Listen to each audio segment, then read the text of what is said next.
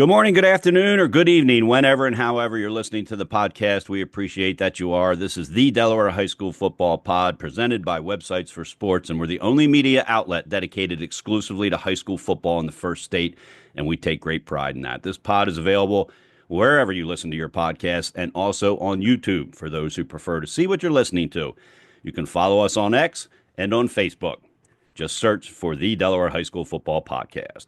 All right, Marty, this week, it was the week 4, 5 games, or 5 weeks worth of football. Again, one of our goals is to get rid of week 0. Us and a lot of other people. Just That's right. confuses the heck out of people. So this is the last week, for the most part, of teams playing different classes. In fact, I Yep. looked up and I'm pretty confident that there is no more inter-class play. There are still a handful of inter-district plays Yep. within the class, but the inter-class play is done. There were 11 Saturday games. That doesn't happen often. The No. majority of them in the morning. Unfortunately, not a lot of them streamed live No. through no. It's not the streaming guys' fault. It's these Saturday games. They're at stadiums that usually don't have lights, Yep. often don't have cameras, and so it just is what it is. I saw my first missed field goal returned as a touchback on the 20, and we'll talk about that. And I'm not the only one that was a little confused about that when that happened. And there were goal line stands to win games. There was a game-winning field goal in overtime, and there were a couple running clocks still Yep. going on because of the interclass thing. So we're going to get into all of that. But before we do, the title sponsor of the Delaware High School Football Pod is Websites for Sports, created and managed by Brian Rutter, and it's the only place you can find the schedule of every high school team in Delaware. On that schedule, it tells you the home team, the away team, the location of the game, and you can click on that location and it sends you right to a Google map. It's a one-stop shop for high school schedules, and many of the teams also put their stats up for the games. More and more teams are doing that, and we certainly appreciate that, but I know parents and fans do as well. Here's my favorite feature. You can sign up for schedule alerts, and that's great because I put all my son's schedules into my calendar when the season starts. And Marty, there have been at least 8 schedule changes for my kids for the year already. And Yep. if I don't get those alerts, I'm sitting in a gym in April wondering why there's not a volleyball game, and it's because the schedule was changed. But the Websites for Sports schedule alert is my favorite feature. Bottom line is, if you have a child playing middle or high school sports, or even if you're just a fan, this is the one and only website that provides accurate and up-to-date schedules. They do it all for free. And they also, if the game is streamed or is on a camera in the gym, you can click on that and it sends you right to there as well. Yep. Another great feature. I send that to my parents all the time when my kids play. And without that, I'd be on the phone explaining how they have to find it on YouTube. Instead, I can Yes. just send it and hit click. We can't thank Brian Rutter from Websites for Sports enough for what they do for interscholastic sports and, of course, for their sponsorship of this podcast. It's just another way they're supporting interscholastic athletics. That's websites, the number 4 sports.com. All right, Marty, we're going to start on the one Thursday game that they had. It's Yep. always fun when there's a Thursday game, and especially when it's the only one. It's kind of like Monday Night Football. Yep. Everybody's watching, everybody's focused on it, everybody's covering it for the most part. And this was Howard and Lake Forest. Howard going into that game with 3 losses in what I've been calling the toughest first 3-game schedule in the state. Lake going in at 2-2. 2 of their losses were in overtime, and one was to Redline and to a 3A Cape team by 2 points. So their schedule wasn't a whole lot easier heading into this.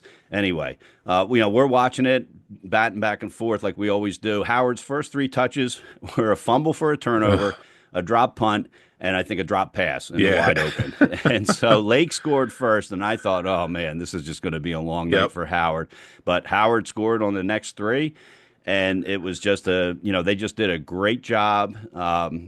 As Sean Green called it, it was a crucial win for Howard. That was the term he used. Crucial Yep. win for Howard. And Marty, you called it a devastating loss for Lake. Yeah. This is a Lake. Their schedule, the schedule they have remaining, is just a killer. It's all district games. They're all strong. Every one of them would be, a toss up. And but for Howard, I think that they had gotten into the almost win or be done category. And the way this game started was just horrible. And I'm thinking, this is Teflon Bowl too. They cannot hold on to the ball. And I told you, I think it's getting into their heads. Well, it got out of their heads really quickly.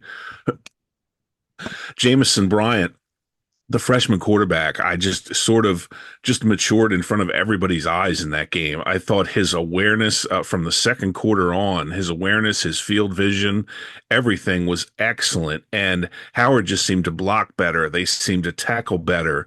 It's almost like they got behind and somebody on the sideline said, "Guys, this is do or die here. We can't keep playing like this." And they turned the switch. Amir Madry, I thought he was great. He ran for 61 tough yards. Suhal Benson caught 3 passes for 55 yards. Bryant had 2 touchdowns, threw for 155 yards again.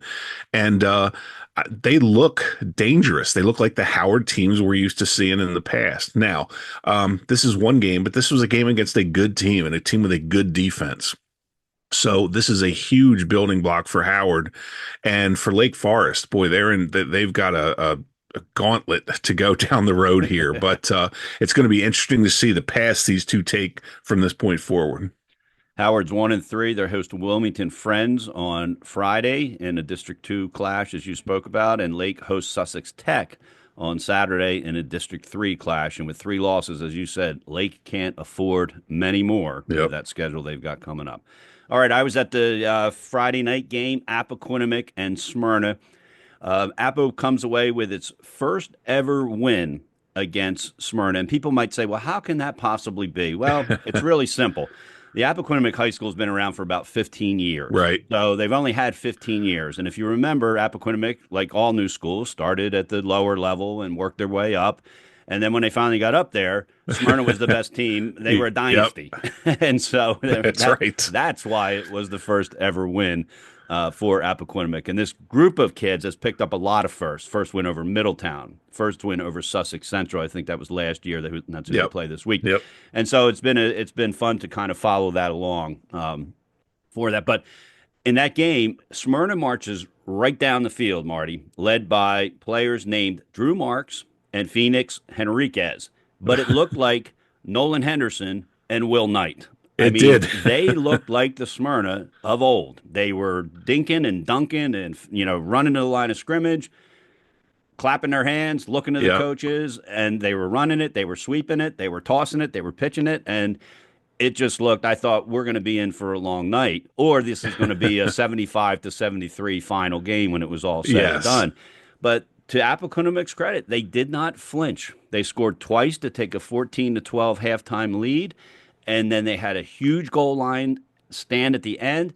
And that quarterback, Desai Drummond, who transferred from Howard, and that's why that freshman quarterback from Howard is playing under center. That wasn't the plan. The plan, I'm sure, was for Drummond to be at the quarterback. And I said this about Drummond, and I'll say it again. After his first game, I thought he had a lot of maturing and growing up to do as a player because he'd never played a meaningful varsity football game before. And then last week I said he looks like he's in about 8 weeks of the regular season. Marty, he looked like he was playing in the state championship game. He managed that final drive meticulously. Oh my God! What, 98 yards? 98 yards, a mix of passes, a couple third and have to get it. And then what I was happiest about is it was his 20-yard run into the end zone that sealed that game because he deserved that so much. It was a perfect drive. You couldn't have scripted it any better. He hit Noah Hoff up the middle to pick up a critical first down to keep that drive moving, and that was after his first option wasn't open. And that's what he's gotten so better at. He's gotten better at it's not one option, tuck and run. It's one option, two option, maybe start looking to run, but keeping your eye open for that third option. And so, a huge win for Appoquinimink for a lot of different reasons. But I think anytime you beat Smyrna, now they're 1-3, but they're still Smyrna. And they're still Smyrna under Mike Judy. And a Smyrna team under Mike Judy can beat any other team in the state on any given night. Yeah.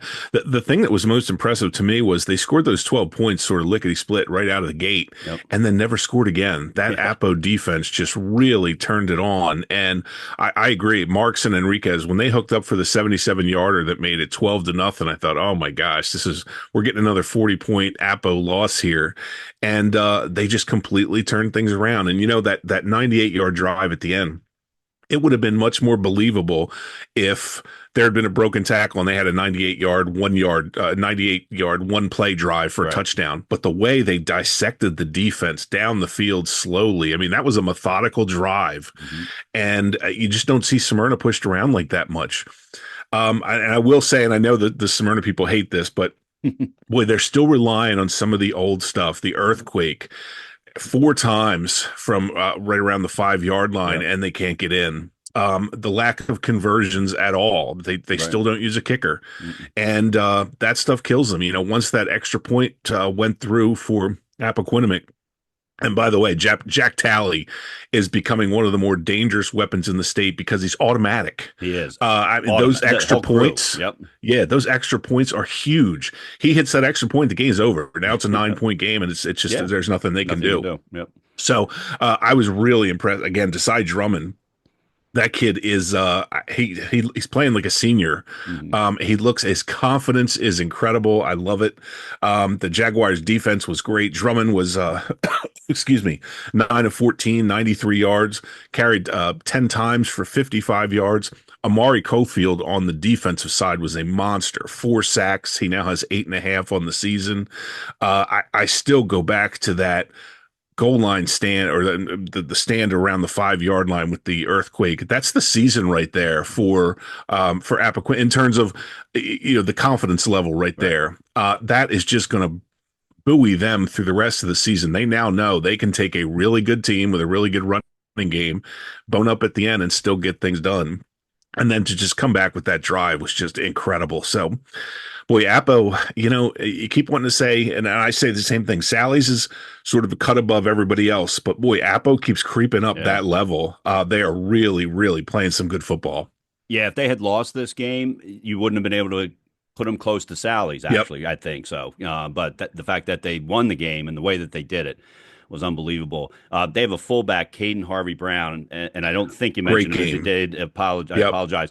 I was talking I to did Dave miss him. Baylor. I was talking to Dave Baylor on the sideline at the Hodson game the other day, and we were talking about the game. He says, "Yep, the bus." He says that guy reminds me of the bus, and he is. He's built like a fullback, Yep. and he only had 98 yards, Marty, but every time he touched the ball, he picked up 4 or 5 yards in critical situations, and he was just an incredible addition to that backfield, especially that on that last drive, because as I said to somebody on that last drive, they've either got to use up all the clock or they've got to score a Yep. touchdown because you cannot give Smyrna the ball back with any time on the clock. They're just too explosive on offense with that Phoenix Henriquez. And And, so it and was perfect. And you're right with Brown and with Cofield. There's two guys who don't get a lot of publicity, who Yep. you don't hear a lot of stuff about, but were key cogs in that win.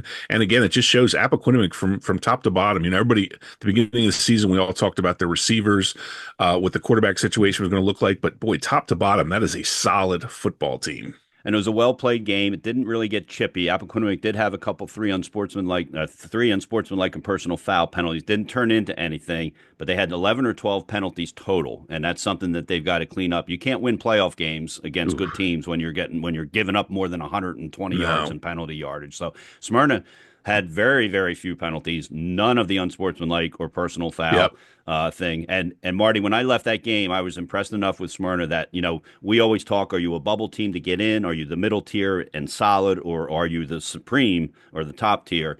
I've got Smyrna in the middle tier, and they're going to have to lose a lot of games for me to pull them out of there because I I think they are agree. one of the top 8 teams, no questions asked, in Class 3A. They're going to head to Middletown, the Harvest Bowl.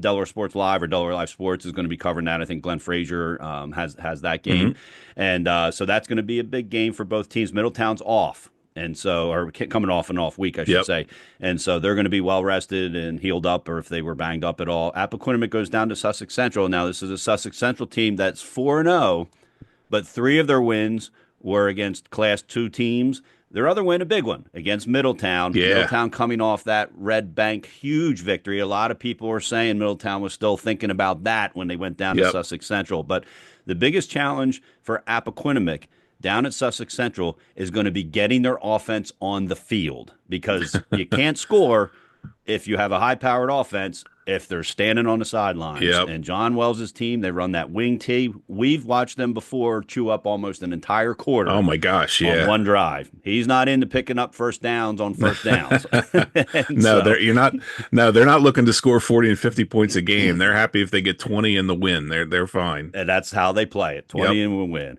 All right. Every senior has a story to tell, and at Andre L Photography, he brings those stories to life. Their portraits go beyond the traditional, capturing the essence of who they are in the pivotal moments of their lives. They create senior portraits that tell the story of each student and their hard work. Celebrate your senior's journey by booking a session today at andrelphotography.com. That's andrelphotography.com. All right, we move to Hodson and Cape. I was at that game over at Caravel Academy. The game featured 3 kickoff returns for touchdowns. Don't see that a whole lot. No. It was another game, Marty, where it felt like Hodson did not take advantage of early opportunities to put a team away, just like that happened at St. George's. And I was going through my head thinking, here we go again. They had 2 Yep. touchdowns called back for holding penalties, but the Hodson defense came up big late in the game, and Cape just literally ran out of time. It was a big win for Hodson statistically, meaning in the standings. I thought it was a bigger win for them mentally. I think if you lose that game and you've now dropped 2 Class 3A games that were winnable, very winnable because of your own mistakes, that was going to be tough for them to take. Not a huge loss for Cape, at least No, not not in the yet. grand At scheme of least things. at least not Yeah. yet. If they missed the game That's by right. a win, they could look Right. back at this. So Yeah, last year, remember, it was sort of a similar situation. Cape was undefeated. Hodgson goes down there and beats them 35 to nothing. And it was one of those head scratching yeah. losses. And they come up here this time and you're thinking, okay, they're ready for revenge this time. And all of a sudden, Bryce Davis has just been insanely good the last couple of years as a kickoff man. I heard Sean Green on the radio say, "Well, I think he just wrapped up the first team kick returner with that second one." And you rarely see back to back kickoff returns for touchdowns. You had Cape get back into the game with a huge kickoff return, and then Bryce Davis right back. And he knew at that point there's no way in the world Cape was ever going to kick it to him again. Right. I agree. This was much bigger for Hodgson. They hadn't been playing well at all. Mm-mm. Very inconsistent. A lot of penalties, a lot of turnovers, a lot of mental mistakes lining up, and pre-snap penalties. This was a huge win, as you said, more confidence than anything else. I think Cape, this is a totally survivable loss if they keep things together, Yep. if they're able to go back to what they did before. It's also, and I always point this out just because it's interesting to me. This is the second year in a row that Cape has opened with 3 2A teams, all wins, and losing their first 3A contest. Now, is that something to it? Who knows? But it is what it is. Their first 3A contest both years have been losses. So, yeah, Dave Collins and his gang. Xavier Brown had a good game. Again, Bryce Davis. It's funny. If you don't have Bryce Davis, Hodson's not winning this game. I mean, those 2 touchdowns, and this is not happening. No. So a huge win for Dave and his crew. I want to mention the quarterback for Cape, Jamison Tingle. He looks good, Marty. He does. Struggled a little bit. And when a quarterback struggles, you never know whether it's because the receivers didn't run the right routes or he was getting pressure, a lot of pressure. And so when I say struggled, he didn't play a great game statistically, but he looks like he's going to be good. Only a sophomore, so it's going to be fun. We always talk about when we see these young players, it's going to be fun watching them play, and it's going to be fun watching this kid play because he's going to be good. I can tell you that right now. All right, Hodson hosts CR. CR is 0-3 since beating William Penn. William Penn lost yesterday in their game as well. So, you're starting to question how big was that win over William Penn. You questioned that last week, I believe. Yep. And so, again, this is another winnable game for Hodson. But again, it's one of those that when CR looks at their schedule and they start looking at the Class 3A or the Class 3 games, this is going to be one of those interclass games that's still left on the schedule. Yep. You circle Hodson as a winnable game, because they snuck into the playoffs last year and they struggled getting out of the gate this year. And so, Hodson's going to have to be ready for that. Cape hosts St. Mark's. It's homecoming down at Cape, and I want to give Cape fans a shout out. There were more Cape fans at the Hodson game than there were Hodson fans. Now, the weather wasn't great, but it wasn't miserable. Nobody needed an umbrella or anything. It's perfect weather for me. I don't have to worry about getting sunburned, and it's cool enough out there. But Cape fans did a great job coming up on a Saturday to watch their team play. But Cape does not want to be 0-2 against two playoff bubble teams, which is what Yep. they'll be. And so that's going to be a big game for Cape down there at homecoming. All right. Odessa 21, Sussex Tech 18. This is that overtime game I mentioned in the preview. First win for the Ducks on the season, first loss for the Ravens. Sussex Tech jumps out 18 to nothing at the end of the Yeah. first quarter, shut out the rest of the way. In overtime, Jackson Matiger or Matiger. I tried to get a pronunciation, couldn't get it. I apologize if somebody can let us know. It's either Matiger or Matiger. I don't know if you know it, Marty. I thought I heard someone said Madiger Matiger, on okay. one of the broadcasts. So So, we'll go with that. yep. But anyway, he makes his second field goal in overtime, and then the Sussex Tech kicked the field goal. It went wide right, according to somebody who texted about it. Um, so it's a tough loss for Sussex Tech when you're home and you're up by 18 Yep. and you can't hang on to it. That's called a bad loss, I think. It is, and this is a mirror image of what happened last year. You had Sussex Tech come in 3-0 last year. Odessa was 0-3. Odessa wins the game. They blew Sussex Tech out last year, and Sussex Tech just went downhill, and of course didn't even qualify for the playoffs. So if you're Sussex Tech, you got to think, oh my goodness. Once they're off to that 18-0 lead, you're thinking, okay, this is great. Conversions again play a role in this stuff. You don't make your conversions, and all of a sudden you leave yourself in these situations. Jackson Madiger was fantastic. You don't often see two field goals in a game by a Delaware kicker. It just doesn't happen very No, right. often. And the operation has to be perfect. And of course, the pressure on the kid in overtime had to be incredible. And then, if I remember correctly, because I was watching the feed, there was no broadcasters or anything, but Sussex Tech, there was a penalty late on third down, I think, which caused them to be backed up way back for the field goal attempt. And it was the kid crushed the ball, and he did barely just miss it off to the right. So you have to wonder if there wasn't that penalty. And we saw that happen a few times this weekend. Yep. Where penalties played a role in that. But yeah, Sussex Tech, they're still okay as long as they can pick up some district wins. This is I think this is going to be more mental for them than anything because of what happened last year. For Nick DeGotti and his team, this is huge. This is his first win as a head coach.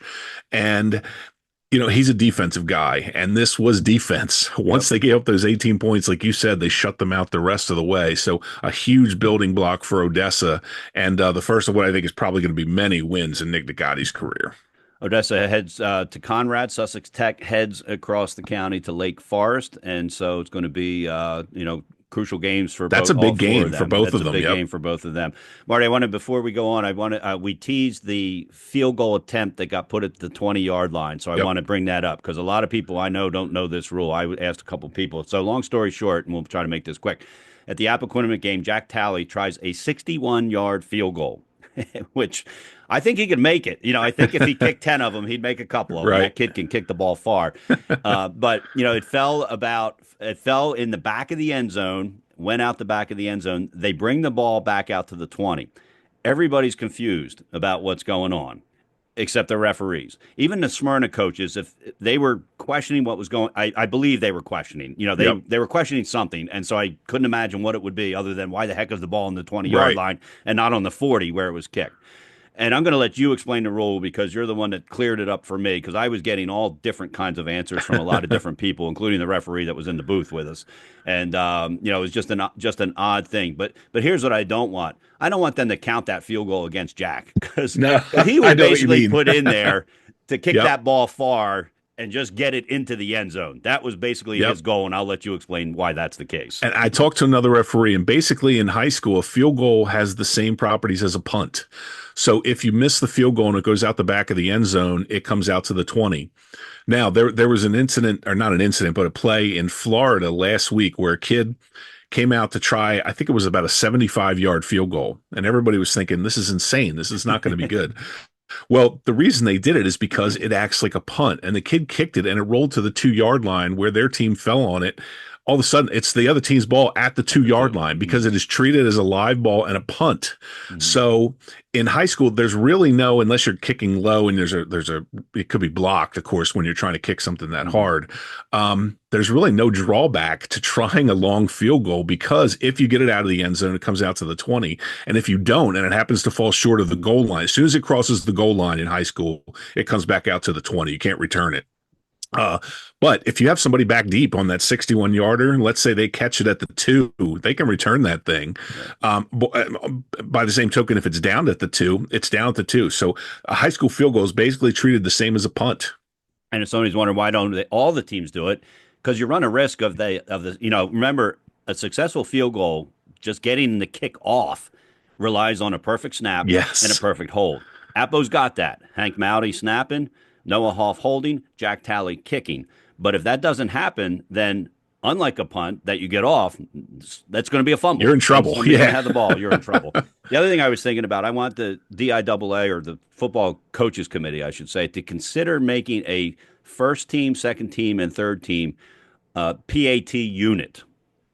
I Because actually love that. Appos would be, I can't imagine there's a better unit. Maybe there is, but based on what I've watched, and I've watched every extra point and every field goal they've tried, and Hank Mowdy, Noah Hoff, and Jack Talley execute that thing perfectly. And I think we try to go out of our way to talk about field goals and Yep. kickers and PATs because not a lot of people do. And so, that's why we do it. But I think it'd be interesting to try to make that a first team all state position or call it the PAT unit of the year or do something to give those guys because a lot of time they're not going to get that recognition. Right. A guy who's perfect on every PAT, if he doesn't have some field goals on his resume, he's not going to be the first team all state kicker. No. But again, I've watched Jack Talley kick, and I don't know what the number's up to. It's getting close to 20 if it's not over 20. Everyone is directly through, and it's about 40 yards long. Yes. Sometimes you see He's these got a extra leg. points, and they're kicked by the toe, and they barely sneak over. Yep. They hit the crossbar and bounce over, that kind of thing. Not the case with Jack. And so Yep. anyway, it'd be interesting to see if they would ever consider that. Probably not, but I thought I would suggest it I anyway. like it.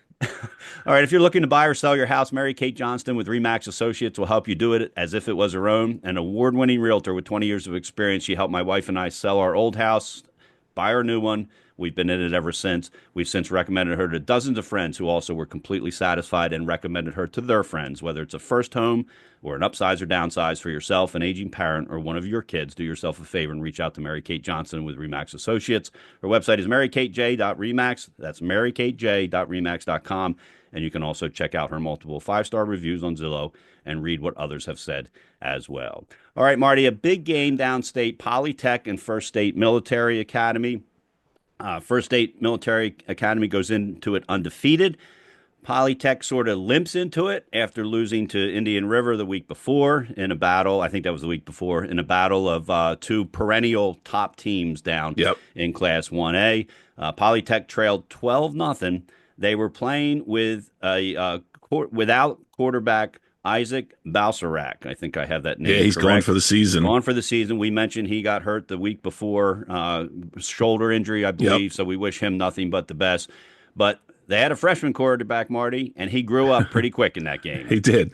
Yeah, this is Andy Walter covered this game, and I'm gonna read this directly from his article. This is perfect. He says, 5 minutes into the second quarter of the Panthers 1A showdown with First State Military, Polytech trailed by 12 and owned just one first down. Panthers coach David Eilers tried to give his team a spark by putting freshman Halim Edwards in at quarterback. It worked. And I love that. Yeah. This is actually, they started the second string quarterback. Halim Edwards was the third string quarterback coming into the season. He's the JV starting quarterback. Wow. He could not have expected to play at all in this game. So he comes in, and the first pass he throws turns into a 70-yard touchdown pass. His first varsity pass to Avon Diamond. This was huge for Polytech. First State Military comes in, they're 4-0. They've got all kinds of confidence. And you have to think with Isaac Balsarac out, they're thinking this is not going to be as tough as it was last year when we played these guys. It was. I mean, these guys, Halim Edwards, he only threw 5 passes. He completed 3 of them for 94 yards and 2 touchdowns. And Dave Eilers in his quotes after the game said, look, he's earned the right to start. He's going to be the starter. So now the freshman has an entire week to get ready. But I was really impressed. I watched some of this on the NFHS network. Um, the only thing that was a big drawback here for them was Kenny Valson, who's one of their best defenders, Polytech. He's also a running back as well. Went down with a knee injury in the first half early and didn't come back at all. So hopefully he's going to be okay because with the loss of Balsarac, Yeah. they really can't afford to lose any more weapons. Noah Walker has been sensational this season for Polytech. Another huge game, 23 carries, 187 yards, and 2 touchdowns. Simon Balsrak, of course, the brother of Isaac, caught a pass for 22 yards and a touchdown, had 5 tackles and an interception, and returned a punt for a touchdown. So Simon's doing a little bit of everything. For FMSA, this was kind of a crushing loss. I mean, they looked like they were well on their way, and then all of a sudden, this young kid comes in, Halim Edwards, and turns it all around. So a huge win for Dave Eilers and his guys, and it gives them a big confidence boost that they can play with this young guy at quarterback. And they're going to host Christiana, also 3-1, and we'll talk a little bit more about them in a minute. But FSMA, First State Military Academy, they're going to host St. Andrews, and so 2 big games for Polytech and FSMA, 2 very winnable games, and we'd be Yes. disappointed if those teams did not each pick up wins there. All right, now we're going to go into our quick hits section. And this is where we just touch on games. It's almost like a rapid fire type of Yep. thing. We felt they were worthy of mentioning. Wilmington Friends 40, Brandywine 0. Why is that worth it? Because Friends needed that win a lot. They're now 2-2. Didn't want to be 1-3. They play Howard next, and then Odessa, and then Woodbridge. And so they've got a very tough schedule ahead. They scored those 40 points against the Brandywine team that only gave up 8 points in their last 2 games. And so a big win for Wilmington Friends. Yeah, I agree. I thought Isaiah Mays and his kids would give Friends a bigger battle than this, but boy, this was just a whitewash from start to finish. So for Brandywine, doesn't really hurt them because it's a 1A versus 2A game. So Brandywine's still okay. They're going to rebound. They're going Yeah. to be okay. And Brandywine's, they can win 2 of their next 3 games. The one that I question is when they play Indian River. So That's going to be a tough one. They could be 2-1, and I think Yep. that would be their goal to be 2-1 after these next 3 games. All right, Del Castle 14, McCain 6. First win of the season for head coach Kerry Galloway, who's a good friend of the podcast. We know he's a faithful listener. They've got a winnable game against Newark before they have to face Caravel. McCain, they've got Tatnall, AI, and Dickinson. I would think their goal is going to be 2-1 Yes. after that stretch. I agree. And this was, for Kerry Galloway, this is a great win just to get that first one of the season, to get the confidence level of the team up a bit. It's so tough to win at these schools like Delcastle and McCain. So when you see them get together, it's great to see. One team leaves the field with a ton of confidence. The other's kind of back to the drawing board. But you're right, Delcastle and Newark, it is a winnable game. And I'm sure Newark is looking at it the same way. But if Delcastle can get a second district win, that's big. As you said, then they go into or get Caravel. That's going to hurt a little bit, but yeah, congratulations to Kerry Galloway. He singled out. Basically, he said this was a defensive effort more than anything. And sophomore linebacker Shane Warrington, 10 solo tackles, 9 assisted tackles, 2 tackles for loss. He forced a fumble and he had a pass breakup. So Shane Warrington was all over the place for Delcastle. All right, next we head down to Caesar Rodney, where St. Mark's Spartans headed down there. They hadn't played down there since 2013. People that remembered before this new class system, St. Mark's dropped to Division II, so they wouldn't have played Division I CR at that point. St. Mark's came away with a 31-7 win. St. Mark's has a tough road ahead, so that was a big win. That was a winnable game. We talked about winnable game. Now they have to go play at Cape, with Cape needing a win at their homecoming. Then they're going to play at Appo, a very tough one, and then they're going to play at Hodson. And that by the time they play Hodson, Marty, that could be a playoff game You're between right. St. Mark's and Hodson. CR drops to 1-3. They've now lost 3 straight games after beating William Penn in the opener. They've got 2 winnable games left. We'll let the listeners figure out, looking at their schedule, who they are. Yeah, that's right. This was an impressive win for St. Mark's to go down there and put 31 points on the board. St. Mark's offense sort of picked up where they left off with the Red Lion game. They look good. James Campbell is getting into more of a rhythm through 2 touchdown passes to his brother Jude. Jude had a kind of interesting comment after the game. It was they were talking about how are you two so in sync, and he said, "Well, when you share the same bedroom with a guy, you tend to get things going in the same direction. We talk about this stuff all the time, so we know who's doing what when." James was 12 of 18, 134 yards, 2 TDs. He also ran for 40 yards. Burke, Eli Burke, yeah, Elijah Burke, I'm sorry, 93 yards on 22 carries. And again, another weapon down there, Matteo Bracalente, a kicker we've talked about in the past, is 4 for 4 on extra points, I believe. And he had a 30-yard field goal, which I saw the video of the field goal, and it looks like it would have been good from 60. He's another kid with just a monster leg. So, CR tied this at 14, I think, early in the second quarter, and St. Mark's just took over from there, scored the final 17 points of the game, and just a great win for Joey Wright and his kids. So now, to get to the playoffs, they're most likely going to have to reverse some losses from last year and turn them into wins, but they seem to be playing with a lot of confidence right now. All right, athletes and students of all ages, unleash your potential with the Win the Day Planner, your key to building winning habits for a lifetime. Put together by a local longtime wrestling coach and teacher, Dan Rigby, who led both Cesar Rodney and Milford High School to multiple championship appearances and a combined 3 state titles. He has nearly 2 decades of experience teaching and coaching students of all ages and abilities, and this planner is meticulously designed to channel your daily actions toward achieving greatness. There's one for student athletes. There's one for student only. And Marty, you and I have both said, even though they haven't said it, it's for adults as well. Yes. We had a listener who says that he uses it. I've got one, and it's just a great way to organize yourself. It doesn't just help you become a better athlete or student, but a better teammate, a better friend, and most importantly, a better person. Get your print or digital copy today at winthedayplanner.com. Again, that's winthedayplanner.com. All right, another cross-class game downstate. Kind of, I don't know. This team. I was surprised at this stat, Marty. Sussex Central and Woodbridge is who I'm talking about. They haven't met since 2008, which surprised me because they're local teams. Actually, it's 1998. Oh, is it? Okay. Yeah, I saw yeah. 2008 somewhere. So No, even there longer. was. Trust me, I did the deep dive on this thing. Yeah, 1998 was the last time they played each other. And that just surprised me because Woodbridge has been competitive enough over Yep. the last decade for sure to play up and play Sussex Central. But anyway, Sussex Central, 31-14. Golden Knights stay undefeated. But again, remember, a couple of those wins are against 2A teams. The Blue Raiders lost their first game.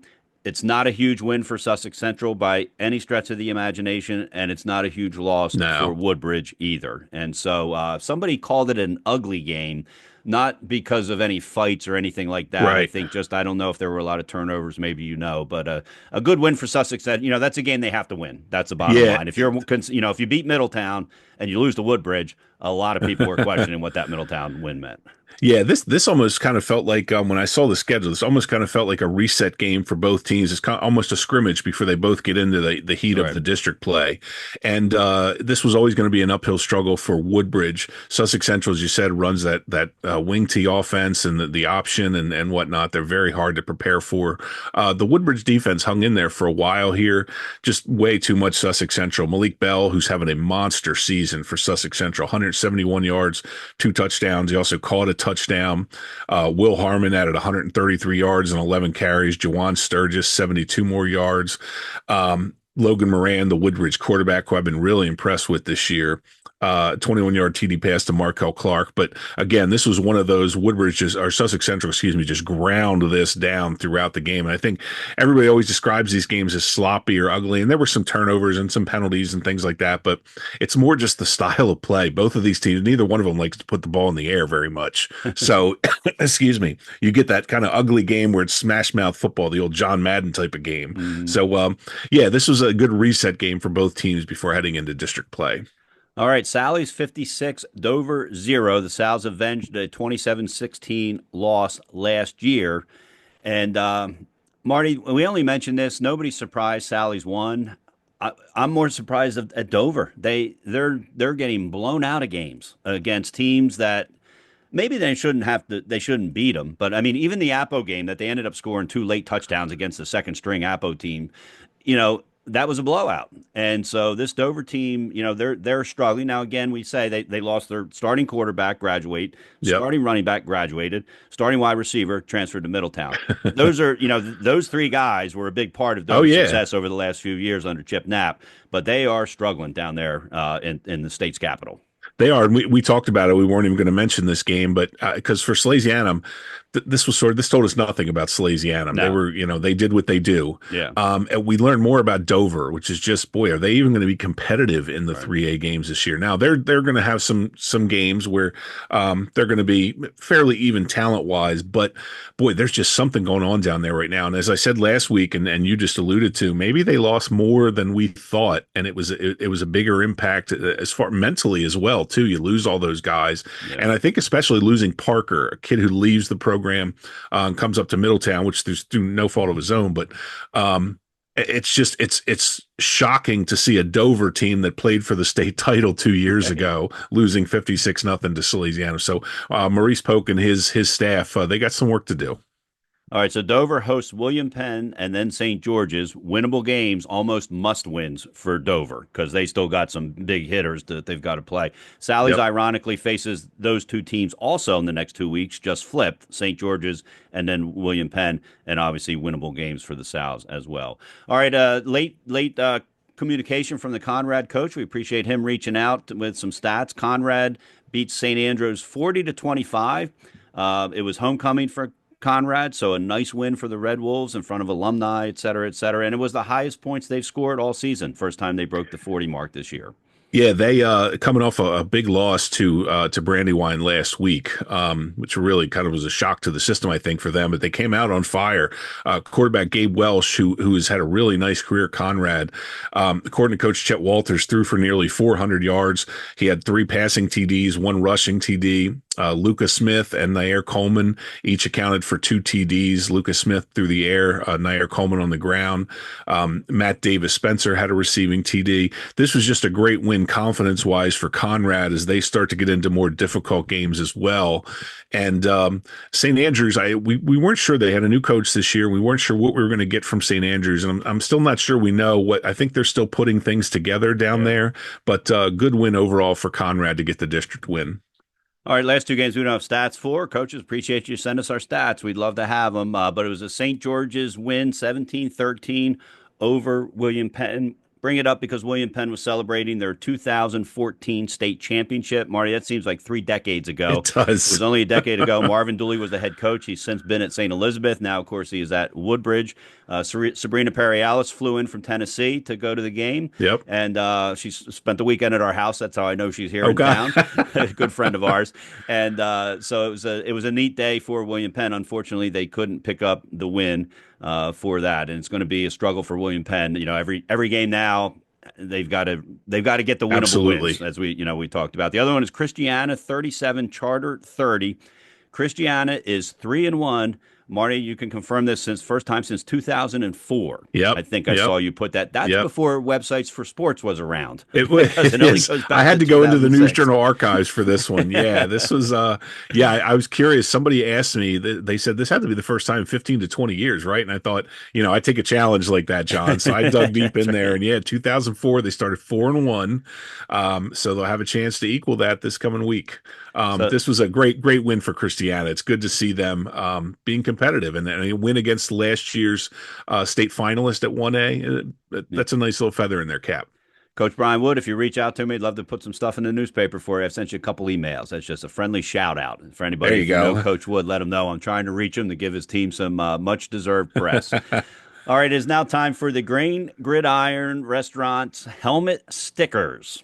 And so that might sound, we moved Grain sponsorship to the helmet stickers because we want to give them a little bit more promotion during the week when we send that out.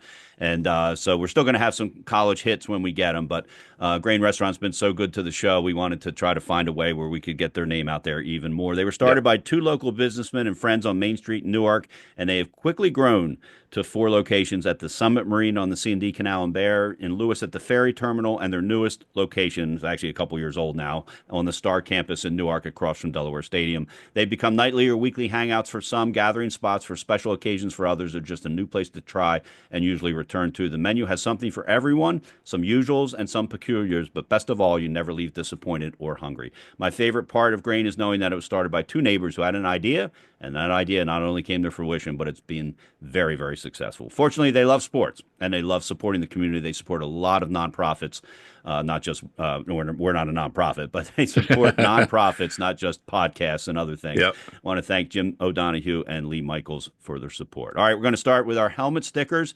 And as we say, if you get a helmet sticker and you would like one, we'd be happy to send it to you. Just got to reach out to Marty or I, either through X or Facebook or emails or however you want. Yep. You can find us. Coaches, you can let us know if you're listening and the player isn't. If you'd like it mailed to you, that's fine too. Happy to send it to you. We know some players are putting them on their helmets themselves, and we know some people are putting it on their iPads or their phones or something like that. So it's just a way to, somebody asks you, hey, what's that for? You can tell them, hey, I got a helmet sticker for the podcast. There you go. All right, Marty, let you start with 1A. 1A, I got three guys I want to point out. Tatnall and Dickinson was never going to be a close game. We knew that. Tatnall's the defending champion. Dickinson's really struggling. But Gino Greer for Tatnall had a huge first quarter, caught a 29-yard touchdown pass, and also ran for touchdowns of 55 and 51 yards. So a huge first quarter for Gino Greer. He's our first helmet sticker recipient. And then staying in 1A, Conrad quarterback Gabe Welsh, who I mentioned before, threw for nearly 400 yards, accounted for 4 touchdowns in Conrad's big win.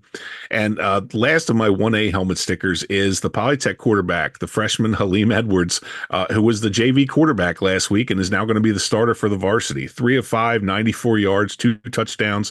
His first career varsity pass ended up being a 70-yard touchdown. So Gino Greer, Gabe Welsh, and Halim Edwards are my 1A helmet stickers. All right, congratulations to those guys. Reach out if you'd like a helmet sticker. We move on to 2A. Marty, I've got the Odessa kicker, Jackson Madiger, 22-yard field goal in overtime, under pressure to win the game.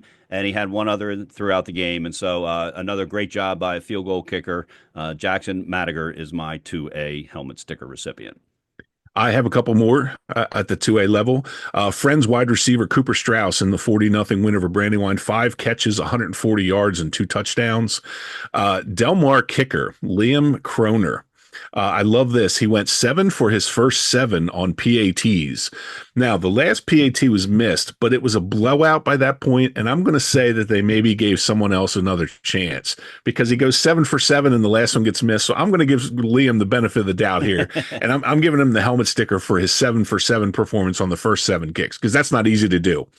And then the last one is Del Castle sophomore linebacker Shane Warrington. Again, 10 solo tackles, 9 assists, a forced fumble, a pass breakup, a huge part of Del Castle's first win of the season. So Cooper Strauss, Liam Croner, and Shane Warrington are my 2A helmet stickers. All right, on to 3A. I'm going to start here, and I'm going to go with Caden Harvey Brown, affectionately known as the Bus, according to the IAA Executive Director Dave Baylor. And he had 35 yards on that final drive where, as I mentioned, Appoquinimink against Smyrna, they either needed to score or kill the entire clock because you don't put the hands back into that Smyrna offense with any time left. They ended up scoring, and although he didn't do the scoring, he did a lot of the pounding for those 35 yards so that they could run the ball and keep the clock moving. So he's my first. The second is Sussex Central's Malik Bell, excuse me. Feels like we mention him every week, Marty. 12 carries, 151 yards, 2 touchdowns, 1 reception for 56 yards, and a touchdown in that win over Woodbridge. So responsible for 3 touchdowns, racked up 151 yards. We talk about that offense that likes to just churn up yardage and keep the other team's offense off the field. I'm going to 3A. I'm going to another kicker situation. St. Mark's, Matteo Bracalente, again, 4 for 4 on PATs, a 30-yard field goal that looked like it would have been good from about 60. He's become a weapon for St. Mark's and could be a huge part of their playoff push. And then a guy who doesn't get a lot of press for Salesianum. We hear about the quarterback all the time. We hear about Odell Teal. We hear about the big stars that are getting the scholarship offers on defense.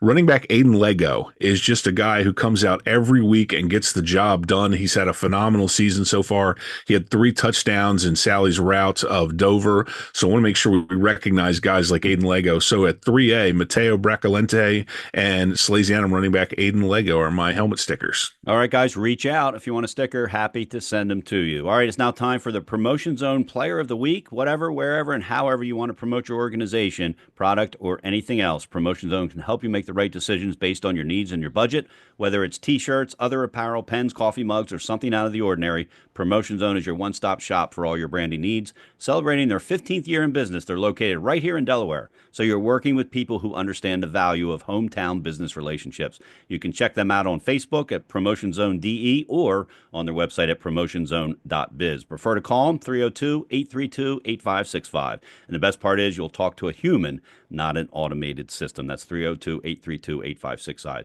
Promotion Zone, the swag folks since 2009 for all your branding and apparel needs. And they provide our Player of the Week with a T-shirt with a logo on it. And we get it sent out to them. And this week's Promotion Zone Player of the Week is Hodson's Bryshim Davis. What did he do? If you're just tuning in, very simply, he had 2 kickoff returns, including one to start the game, which, of course, got the home crowd jacked up early for that win in Cape. If he doesn't return those 2 touchdowns, Hodson suffers a loss, and it was a big win for them. So Bryshim Davis is our Promotion Zone Player of the Week. Congratulations to him. And now we move on to the Diamond Hill Unit of the Week, sponsored by Diamond Hill Incorporated for more than 20 years. Diamond Hill Incorporated has been serving all of Delaware and the surrounding areas in all things construction, from commercial concrete and site development to residential projects. They have you covered.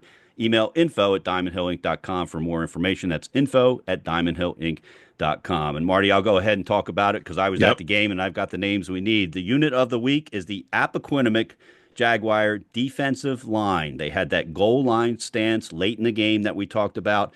Smyrna tried to run the ball up the middle on them 3, maybe 4 times in a row. 4 times, yep. Inside the 5. They got about a yard on each run. Unfortunately, if you're on the 5 and you get a yard on 4 plays, you're 1 yard short, and that's exactly what happened. I'm going to say several names. Some of them I know were in, others, it's one of those things where when you've got 4 defensive plays like that, you're probably running a couple subs in, so I don't want to leave anybody out. Amari Cofield, Ian Malone, Gavin Johns, Micah Jones, Jaden Triplett, Aaron Hall, and Yalik Carter. Most likely were in there at some point during that defensive stance by the defensive line. So the Diamond Hill Incorporated Unit of the Week is the Appoquinimink Jaguar defensive line. So congratulations to them. All right, we move on before we go to next week's games to watch. I want to mention a couple college kids that did well this week. I want to thank Glenn Frazier for sending along this information. And again, folks, we say it every week. If you know college kids are performing, let us know. We try to find out when we can, but we're preparing a lot of stuff for this show on Saturday afternoons, and so we don't have 4 hours to dedicate to looking these things up. But people are sending them in to us, and we appreciate that. James Madison, 63-7 win over Ball State. And Marty, the Dukes are rolling up there at that next level. I hope UD is I was going to say, they're the model for UD, yeah. And I was on that campus with my oldest son, with Riley, the other week, and it's a beautiful campus. First time I had been on the entire campus. I had been to the stadium on our way to go see the Virginia Tech Delaware game. You literally drive right by James Madison Stadium. And I always said it back then, if you pull into James Madison Stadium and then you go up to the University of Delaware, this is before, just when the old stadium was there, you wouldn't get out of the car because it's like going to Oz when you walk into the James Madison Stadium. Anyway, Wayne Knight, remember that name? 6 carries, 63 yards. His brother Ymir, 4 receptions for 44 yards and 2 touchdowns. So the 2 former Smyrna players, part of that earthquake offense and that high-powered offense down there after their older brother Will, of course, and Nolan Henderson. Those 2 guys came in, and the speed and the offense continued for Smyrna, and they're doing well at James Madison. I know you got a couple too, Marty. Yeah, the first one, Rashawn Lamons, who seems to be a mainstay in this. I tend to look him up every week now for Susquehanna. He is just having a monster season in his freshman year at Susquehanna. Yesterday, in a win, they moved to 3-1, I think. 16 carries, 94 yards, 3 catches, 21 yards. He had 2 touchdowns on the ground. He also returned a kickoff, 30 yards. So he's been a huge part of that. And from everything I read on their message boards, he has also become a huge crowd favorite down there. He's just I don't mean this derogatorily, but he's a small guy. He's like Right. 5'8", but he's kind of like a bowling ball type, but with blazing speed. Mhm. So he's been a great addition to that Susquehanna team. And then shout out to DMA coach Matt Carey for sending me this last night. DMA grad Edward Emmons is a running back at Stevenson University, and yesterday in their game. He had 20 carries, 118 yards, and a touchdown. By all counts, he's having a great season for Stevenson. And then, God, all these guys went to S schools. Shippensburg is the last one. We got Susquehanna, Stevenson, and Shippensburg. Shippensburg, Wilson and Gursky from Cape Henlopen is once again the kicker. They were shut out, so he didn't unfortunately have any points yesterday, but he did on the one kickoff to open the game. He did have a touchback. So he's really establishing himself as the number one guy down there. So a shout out to some of the Delaware high school guys doing some things in college. Yep, keep up the good work, guys, and send us stats, folks. Whether you're a parent, a player, a colleague, whatever, send us stats if you've got them. We'll get them on the air for sure. All right, it's time to move on to Week 5, which is the 6th week of high school football. Here we go. And here's the games to watch. 1A. Here's my game to watch. Charter Wilmington at Glasgow. Charter's 1-3. Glasgow's 0-5. Marty, this is a playoff game. Whoever Yep. loses this is probably not getting in. Now somebody's going to say, "Hey, but remember Glasgow got in at 4-6 last year. They went 0-6, ran the table, got in at 4-6. Yes, they did, but they got a lot of help, and so they do not want to go into any week 0-6, hoping to get 4 straight wins. Charter in a similar situation. So Charter Wilmington at Glasgow, that is a big 1A game because I'm calling it a playoff game. Yeah, I agree. That Glasgow situation was kind of like the perfect storm to get in at 4-6 last year. They do not want to start out 0-6 again this year. My 1A game is Christiana at Polytech on Friday night. We know that Polytech is flying high right now. Christiana, it looked great last week. This is a big opportunity for them to go down and actually play a really high level 1A team and see what they're all about. So my guess is Polytech would be, if the odds makers would make Polytech a heavy favorite in this one, but Christiana's playing with confidence. They haven't played with in a long time, so this is going to be an interesting one to watch. All right, I'm going to let you go first, Marty, for 2A because I've got two games. You might have one of them. 2A, my big one is Sussex Tech and Lake Forest on Saturday morning. And it almost feels like not an elimination game, but getting close to it because of the schedules these two teams have remaining. Sussex Tech was 3-1. They should be, I'm sure they're thinking they should be 4-0 after losing an 18-0 lead this week. Lake Forest, they've had some heartbreakers where they've lost at the end of games. This is, I think they're 2-3 right now. So this is a huge game for both of these teams, and one of these teams I feel like, and even though Sussex Tech is 3-1, I feel like if they lose this game, this might be start a spiral for them that we saw last year as well. All right, my 2A game, I didn't have one of them, but there's I'm going to say two things. Newark at Hmm. Delcastle, very simply, I cover Newark for the Newark Post. They've got two winnable games left, and they don't want to go 0-10, and No, so this is a big game for them at Delcastle. Same thing, situation. Delcastle coming off a win. They look at Newark as, hey guys, this is where we can get 2 straight wins yep, type of thing. So that's going to be a good absolutely. game. And the DMA Archmere game is going to be interesting because I think the winner is the second best team in 2A. Woodbridge might be there also, but Caravel's has separated themselves even farther than Sally's has separated themselves from the pack. Yep. Caravel easily beat Archmere this past weekend, and so right, or was that this weekend, or do I have that wrong?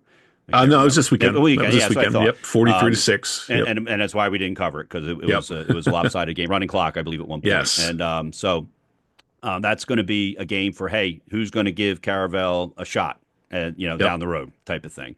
On to 3A, I'm hoping to go down to the Appoquinimink at Sussex Central team game. Two unbeatens.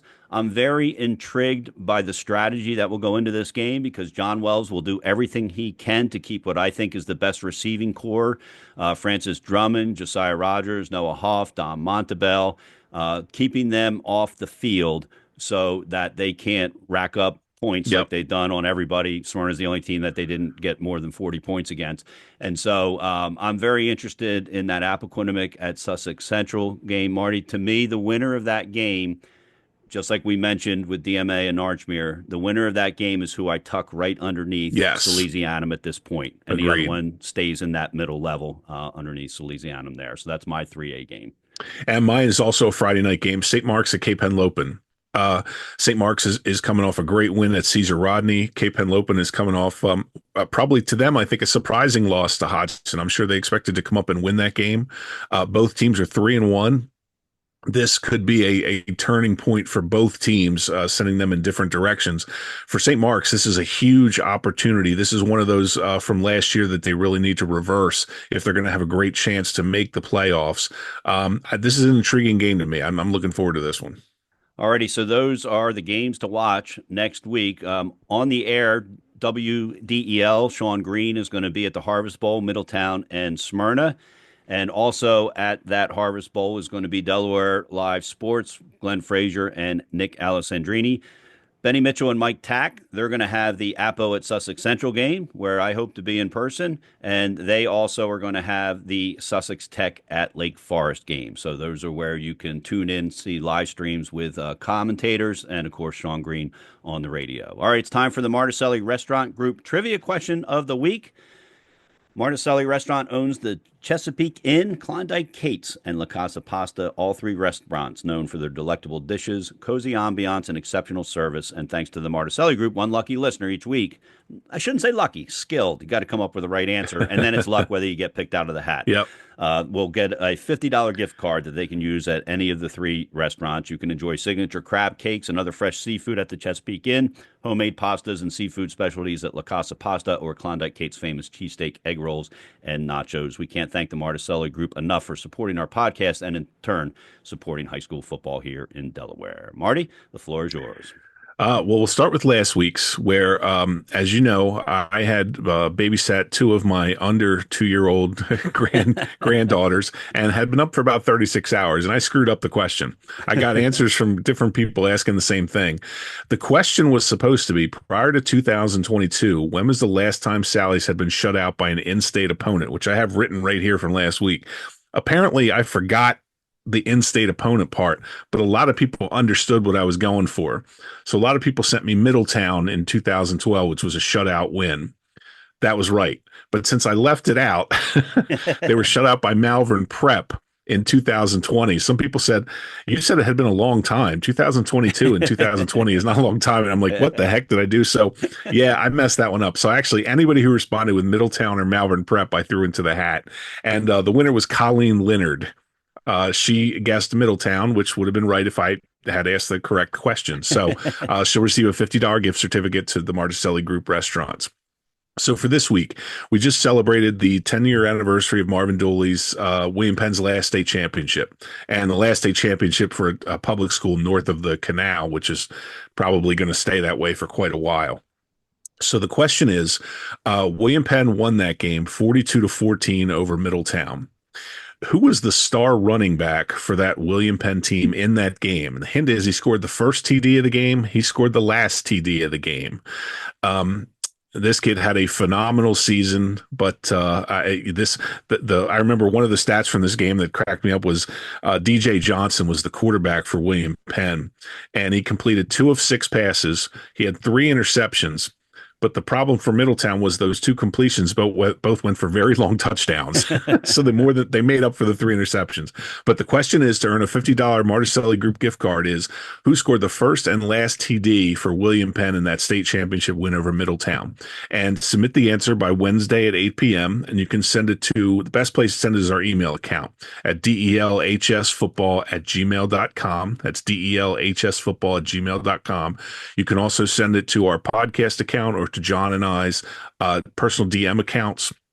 Don't post it publicly just so nobody else sees the answer, and have it in by Wednesday at 8, and that's when the drawing takes place and my mom picks the name out of a hat. All right, there you go. That's going to do it for this week's episode. Thanks to our presenting sponsor, websitesforsports.com. If you're a sports player, parent, or fan, it's the only website with a schedule of every high school and middle school team, stats, and more. Other sponsors include Grain Restaurant, 4 locations in Bear, Lewis, and 2 in Newark, the Marticelli Restaurant Group and their restaurants, Chesapeake Inn, La Casa Pasta, Klondike Kate's, Promotion Zone, the Swag Folks since 2009, 2009 for all your branding and apparel needs. Diamond Hill Incorporated, commercial concrete, site development, and residential projects. Mary Kate Johnston with Remax Associates Real Estate. Dan Rigby, author of the Win the Day Planner. Andre L. Photography, excellence from every angle. Don't forget to follow us on X at Delaware High School Football and Facebook at the DELHS Football Pod. And please like and share our podcast to help us spread the word about the wonderful sport of high school football here in Delaware, available wherever you listen to your podcasts and on YouTube. Until next time, for Marty Sheehan, I'm John Busby. Have a great sports week.